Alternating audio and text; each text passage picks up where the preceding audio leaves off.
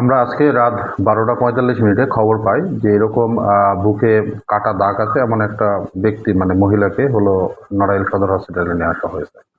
তারপর আমরা সেখানে ঘটনাস্থলে যাই, অর্থাৎ নড়াইল সদর হসপিটালে যাওয়ার পরে আমরা দেখি যে আসলে তাকে মৃত অবস্থায় আমরা পাই।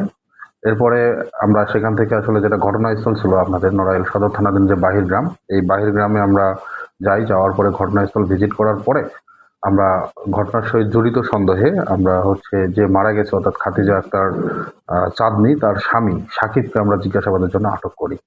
তো আমরা সাকিবকে জিজ্ঞাসাবাদ করেছি এবং জিজ্ঞাসাবাদের জন্য আটক করি এবং আটক করার পরে তাকে প্রাথমিকভাবে জিজ্ঞাসাবাদে আমরা যেটা জানতে পেরেছি যে তাদের মধ্যে আসলে দাম্পত্য কলহ ছিল। এই দাম্পত্য কলহের জের ধরেই সে তার ওয়াইফ খাদিজা চাঁদনীকে হত্যা করেছে। আমরা হত্যাকাণ্ডে ব্যবহৃত যে খড় কাটার জন্য যে হাসুয়া পাওয়া যায় মানে হাসুয়া বা বটি এইটা এবং যেই বিছানার উপর তাকে মেরেছিল সেই রক্তমাখা বেডশিট এবং আমরা ভেজা একটা কাঁথা, এই 3টা জিনিস আমরা জব্দ করেছি। মামলা রুজু প্রক্রিয়াধীন আছে।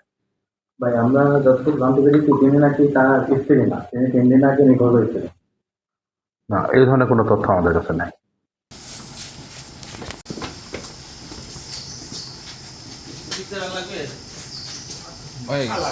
সেটার পরে ওরা ধুয়ে দিছিল।